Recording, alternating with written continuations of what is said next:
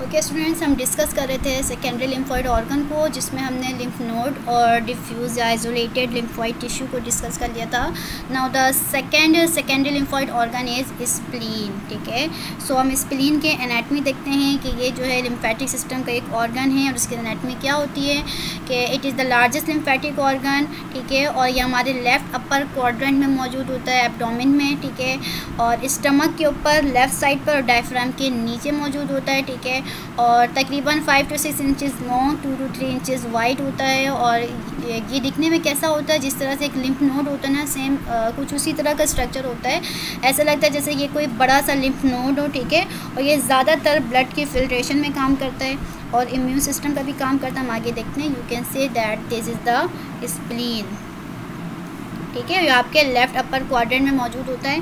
इसकी फिजियोलॉजी भी देखते हैं, एनाटॉमी भी देखते हैं। So structure of the spleen, number 1, it is consist of capsule. ठीक है, जो हमारा जो आउटर कवरिंग होता है स्प्लीन का, ये लिम्फ नोड का, उसे हम क्या कहते हैं, कैप्सूल, जो कि डेंस कनेक्टिव टिश्यू से मिलकर बना होता है। You can see this is the capsule. इस तरह की तरह आप देख सकते हैं, this is the capsule of the spleen, just like the capsule of the node. ठीक है, ओके, उसके बाद जो है हीलम है। हीलम क्या है? हीलम एक डिप्रेशन, एक गहराई होती है, कॉनकेव सरफेस होता है स्प्लीन का, जिसमें से हमारे पास आर्टरीज़ और जो वेंस होती हैं, वो जो है लिम्फेटिक वेसल्स होती हैं, वो आपके वहाँ से इंटर या एग्जिट हो रही होती हैं। That this area is called as hilus या हीलम। ठीक है, यहाँ पर आप देख सकते हैं आर्टरीज़ एंड वेंस यहाँ पर इंटर हो रही हैं। ठीक है, यहाँ पर भी आप देख सकते हैं दिस एरियाज कॉल्ड द हीलम। यहाँ पर आर्टरीज़ और वेंस जो है इसके अंदर इंटर हो रही हैं या एग्जिट होती हैं।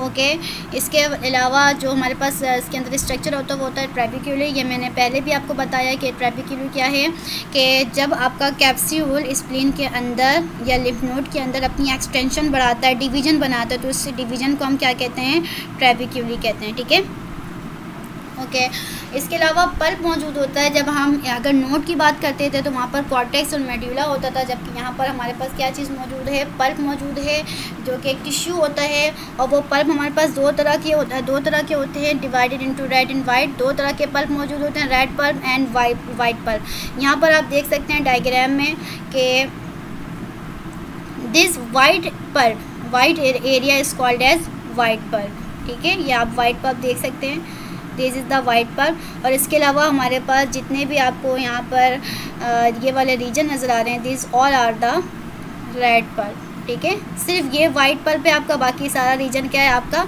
रेड पल्प है। ओके, सो वाइट पल्प क्या होता है, ये लिम्फेटिक टिश्यू सब मौजूद, बेसिकली लिम्फेटिक टिश्यू ही होते हैं। और इस वाइट पल्प में जो हमारे पास लिम्फोसाइट्स होते हैं, वो बिल्कुल इस तरह अरेंज होते हैं कि फॉर एग्जांपल ये आपका स्प्लीन है। ठीक है, यहाँ से जो है आर्टरी और वेंस जा रही है। जब ये आर्टरीज एंड वेंस अंदर जाके अपनी डिवीज़न बनाती हैं, ठीक है, तो इस मज़ीद जब ये डिवाइड होती है तो इसे हम क्या कहते हैं, सेंट्रल आर्टरी। क्या कहते हैं, सेंट्रल आर्टरी कहते हैं। ठीक है, इस सेंट्रल आर्टरी के अराउंड जो है ना, इस तरह से लिम्फोसाइट्स मौजूद होते हैं। ठीक है, इस तरह से लिम्फोसाइट्स मौजूद होते हैं। और ये जो लिम्फोसाइट्स इस तरह से इसमें मौजूद होते हैं, जब इस लिम्फोसाइट्स को हम इस अरेंजमेंट में अंडर दी माइक्रोस्कोप देखते हैं तो ये आपको वाइटिश अपीयरेंस नज़र आती है। ठीक है, बिल्कुल इस तरह से आप देख सकते हैं, ये वाइटिश अपीयरेंस जो है, ये बेसिकली किसकी अपीयरेंस है, लिम्फोसाइट्स अरेंज हुए हैं यहाँ पर। ठीक है, so this area is called as white pulp. Now the red pulp, it is consist of venous sinuses filled with blood. इसके अंदर ब्लड मौजूद होता है। ठीक है, स्प्लेनिक टिश्यूज़ जो हैं कॉर्ड्स बनाते हैं यहाँ पर। और इस एरिया में ज़्यादातर हमारे पास red blood cells, macrophages, lymphocytes, plasma cells and granulocytes मौजूद होते हैं। यहाँ पर आप देख सकते हैं, यहाँ पर ये स्प्लेनिक कॉर्ड्स हैं। ठीक है, और जितने भी आरबीसीज होती हैं जो यहाँ पे फिल्ट्रेशन होती है, मैक्रोफेजेस, प्लाज्मा सेल्स, सब इसी रीजन में मौजूद होते हैं। ठीक है, सो फंक्शन बेसिकली जो फंक्शन होता है स्प्लीन का, वो क्या करता है कि फैगोसाइटोसिस करवाता है। फैगोसाइटोसिस बैक्टीरिया या किसी भी एंटीजेंस की ये क्या करता है, फैगोसाइटोसिस उसको डैमेज करता है। ठीक है, और जो हमारा जो स्प्लीन है वो आपको पता होगा कि ये ब्लड को स्टोर्स करता है, रिलीज़ करता है। In the time of demand कोई एमरजेंसी कंडीशन आ जाती है, कोई हेमरेज हो जाता है बॉडी के अंदर, तो उस वक्त जो है जो ब्लड स्टोर होता है स्प्लीन के अंदर, उस वक्त जो है इसको क्या करता है, रिलीज़ करता है। ठीक है, ज़्यादातर इसका फंक्शन आरबीसीज की प्रोडक्शन, आरबीसीज की स्टोरेज में ही है। ठीक है, लेकिन इसका जो वाइट पल्प होता है वो किस में फंक्शन करता है, इम्यूनिटी में फंक्शन करता है। ठीक है, इसके वाइट पल्प में बी सेल्स की प्रोलिफरेशन यानी डिवीज़न होती है। ठीक है, इसके वाइट पल्प में यहाँ आप देख सकते हैं इस वाइट पल्प के रीजन में जो बी सेल्स मौजूद होते हैं, ठीक है, ये बी सेल्स डिवाइड होते हैं, ठीक है, प्लाज्मा सेल में, और प्लाज्मा सेल में डिवाइड होने के बाद ये जो है एंटीबॉडीज़ बनाते हैं, ठीक है, और एंटीजन को या जो हमारे पास फॉरेन पार्टिकल्स होते हैं, वेस्ट मटेरियल होते हैं, उसको क्या कर देते हैं, किल कर देते हैं, ठीक है।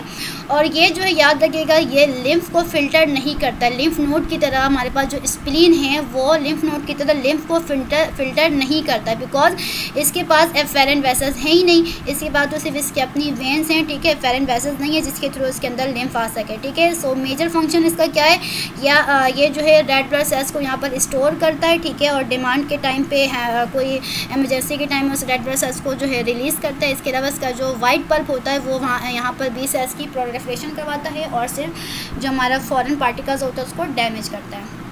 नाउ द थाइमस ग्लैंड, ठीक है, थाइमस ग्लैंड रिमेंबर आपको पहली स्लाइड में बताया था, it is a primary lymphoid organ, ठीक है। प्राइमरी लिम्फॉइड ऑर्गन का मतलब क्या है कि यहाँ पर सिर्फ जो है टी सेल्स की प्रोडक्शन होती है, जब बोन मैरो में B cells and T cells की क्या होती है, प्रोडक्शन होती है, ठीक है, तो वहाँ से उस बोन मैरो से टी सेल्स निकल के कहाँ आता है, थाइमस में आता है, और यहाँ पर मैच्योर होता है, मैच्योर होने के बाद यहाँ से निकल कर ब्लड सर्कुलेशन में आता है, ठीक है।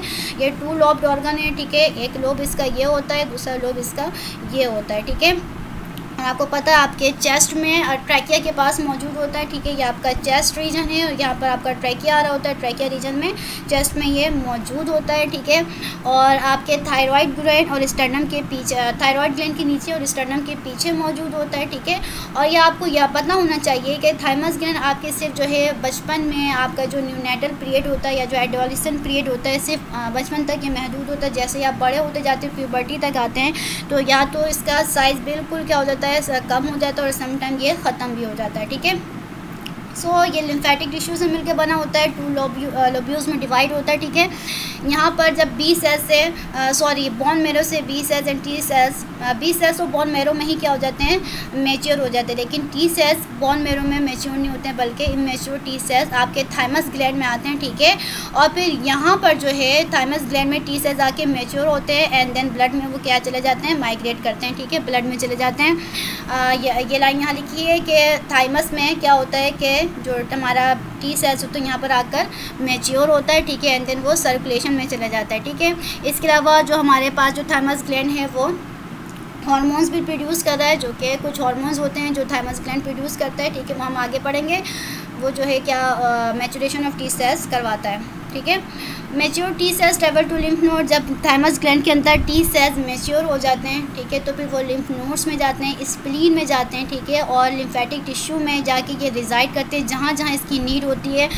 फॉर एग्जांपल आपको पता है लिम्फ नोड के अंदर, स्प्लीन के अंदर जो है या लिम्फेटिक टिश्यू के अंदर जो है लिम्फ आ रहा होता है, और लिम्फ आने के बाद जब लिम्फ आता है तो वहाँ पर बैक्टीरिया और जो फॉरेन पार्टिकल्स उसे किल करना होता है, तो टी सेल्स वहाँ चले जाता है, यानी यहाँ आ जाता है, ठीक है, और उस फॉरेन पार्टिकल्स को, एंटीजन्स को, बैक्टीरिया वायरस को किल करता है, ठीक है। और इसके अलावा जो है ये सेल मेडिएटेड इम्यून सिस्टम में भी काम करता है। So students, it was all about the lymphatic system organ, ठीक है। सो आज यहीं तक रखते हैं, लेकिन ख़त्म करने से पहले मैं एक रिव्यू करवाना चाहती हूँ कि जो हमारे पास लिम्फेटिक सिस्टम होता है, ठीक है, इसके जो मेन जो इसका प्रॉपर्टी है वो है लिम्फ के ऊपर डिपेंड करती है कि लिम्फ क्या है। लिम्फ एक क्लियर फ्लूइड है, ठीक है। जब आपकी हार्ट से वेंस और आर्टरीज़ के थ्रू जो ब्लड आपके पूरी सर्कुलेशन में पूरी बॉडी में आ रहा होता है, वो बॉडी में आने के बाद जब दोबारा वेंस के थ्रू जब दोबारा हार्ट में जाता है तो पूरा ब्लड और पूरा फ्लूइड नहीं जा पाता है, कुछ प्लाज्मा जो है आपके टिश्यू में रीअब्जॉर्ब हो जाते हैं, ठीक है, तो फिर उसको दोबारा जाना होता है, लेकिन वो दोबारा आप कैसे जाता है, थ्रू द लिम्फ, ठीक है। उस फ्लूइड को हम क्या कहते हैं, लिम्फ कहते हैं, ठीक है। ये लिम्फ जो है फिर आपके कहाँ जाता है, लिम्फेटिक वेसल्स में जाता है, लिम्फेटिक वेसल्स में, ठीक है। लिम्फेटिक वेसल्स से ये ट्रैवल करके कहाँ जाता है, आपके लिम्फ नोड में जाता है। लिम्फ नोड का हमने स्ट्रक्चर पढ़ लिया, ठीक है। लिम्फ नोड में जाने के बाद ये जब इसकी प्यूरिफिकेशन हो जाती है, बैक्टीरिया वायरस वगैरह किल हो जाते हैं, ये दोबारा लिम्फेटिक वेसल्स में आता है। लिम्फेटिक वेसल्स में जो दोबारा जो लिम्फेटिक वेसल्स में होता है वो कौन कौन सा होता है, लिम्फेटिक ट्रंक होता है, लिम्फेटिक ट्रंक, और जो हमारे पास लिम्फेटिक डक्ट्स होती हैं उसमें जाता है, ठीक है। And then it goes into the blood stream, ठीक है। आपके पास जो ऑर्गन होते हैं लिम्फेटिक सिस्टम के वो कौन कौन से हैं, स्प्लीन है और आपका लिम्फ नोड है, ठीक है। इसके अलावा जो ऑर्गन है वो आपका है थाइमस और बोन मैरो, ठीक है। ये प्राइमरी ऑर्गन है और ये सेकेंडरी ऑर्गन है। सो स्टूडेंट्स यहीं तक रखते हैं। Thank you so much.